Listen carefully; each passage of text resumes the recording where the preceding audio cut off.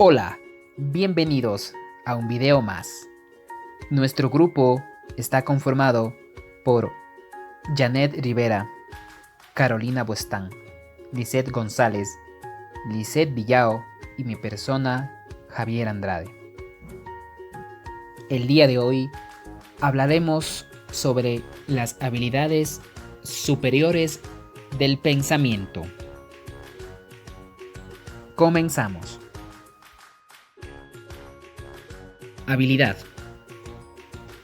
Es una facultad del ser humano que surge según la siguiente relación, en donde primero un proceso es transformado en procedimiento y este a su vez se operacionaliza, es aplicado y posteriormente se convierte en habilidad al ser ejercitado en la práctica.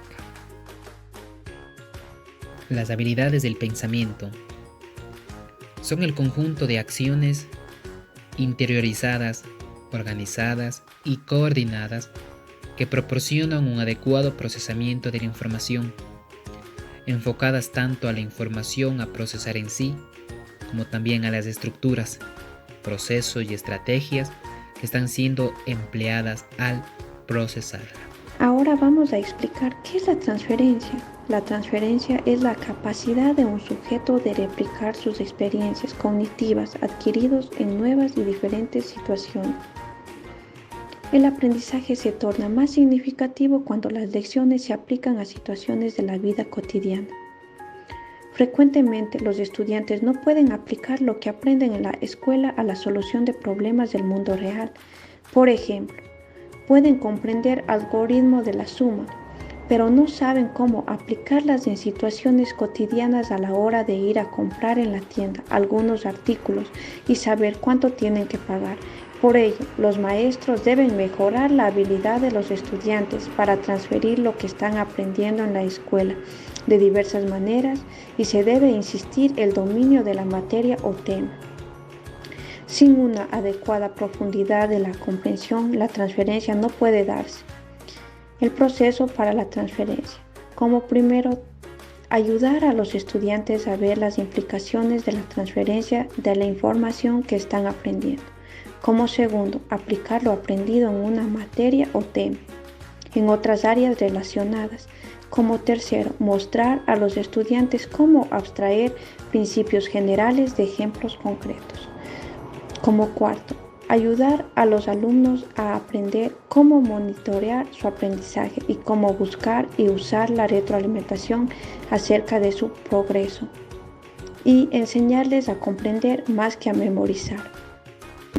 La evaluación tiene que ver con la habilidad para juzgar el valor de materiales como novelas, poemas, investigaciones, reportajes, para un propósito determinado y finalmente arribar a conclusiones personales fundamentadas. El juicio debe basarse en criterios definidos, los cuales pueden ser internos o externos. El estudiante puede determinar el criterio o recibir de otros. Proceso para la evaluación. Como primero, la práctica educativa. Como segundo, el desarrollo de las capacidades de los niños y de las niñas. Como tercero, la propia programación didáctica. Y como cuarto, la distribución del tiempo, los espacios, los recursos y materiales. Inferencia es la acción y efecto de inferir, deducir algo, sacar una consecuencia de otra cosa, conducir a un resultado. Procedimiento de inferencia en los niños. Podemos realizar soportes pedagógicos para comprender lo implícito y hacer inferencias. Primera etapa. ¿Qué es lo que el contenido textual o visual me dice? ¿Qué es lo que veo? Segunda etapa. ¿En qué me hacen pensar estas informaciones? ¿Qué es lo que ya conozco en relación a lo que leo o veo? Tercera etapa. ¿Qué puedo deducir? ¿Puedo predecir una continuación en base a estas informaciones? Palabra síntesis hace referencia al concepto de resumen, sinopsis, sumario. Estas palabras expresan la descripción del contenido de un texto en forma, manera y abreviatura. Procedimiento de síntesis en los niños. Un gran ejemplo para aplicar la síntesis en los niños sería la elaboración de un resumen.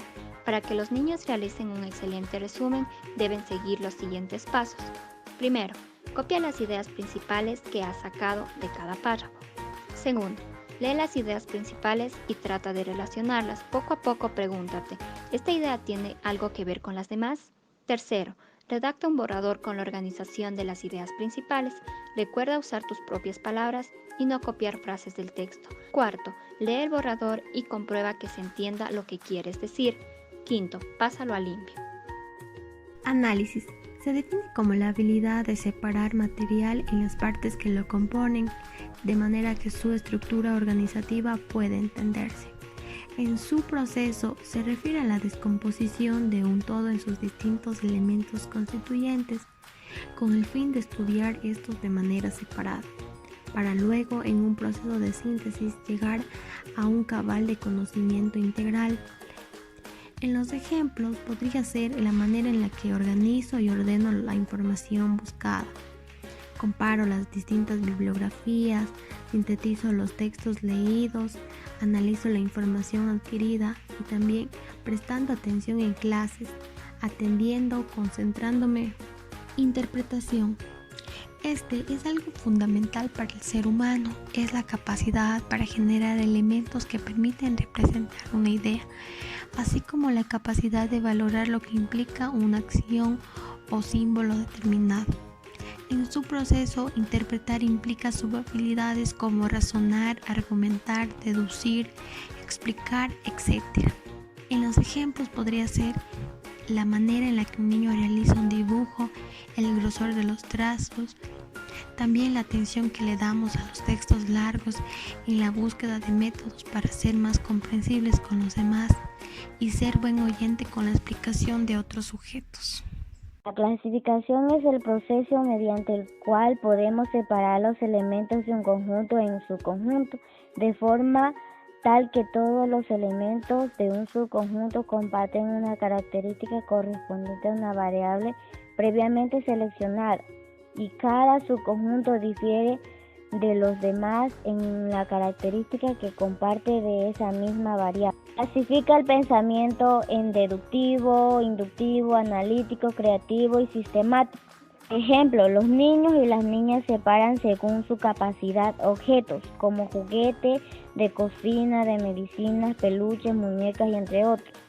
Materiales, como crayones, lápices, plumas, legos y entre otros objetos. Observación. En esta operación de pensamiento que permite identificar características de un objeto, hecho o situación, el resultado de la observación es una lista de características. Cuando la docente procesa observación en los niños y en la maestra, se formulan preguntas, identifican características, organización de las características, formula descripciones, verifica el proceso y define el proceso. Por ejemplo, cuando el niño o niña observa algo y luego lo caracteriza. Al realizar un dibujo piensa y luego coge lápiz, papel y lo realiza. La comparación. Este proceso es una extensión de la observación. Puede realizarse entre dos o más personas, objetos, situaciones, entre la persona, objeto o situación misma. Primero, definir el propósito. Segundo, identificar las variables. Tercero, determinar las características asociadas a esas variables. Y por último, identificar las diferencias, igualdades o semejanzas. Nombre. En imagen A, gato. Imagen B, conejo. La comparación diferente. Segunda variable, clase de vertebrado. Imagen A, mamífero. Imagen B, mamífero. Comparación igual. Esta es una técnica para memorizar información a partir de la reiteración verbal. Hay de dos tipos.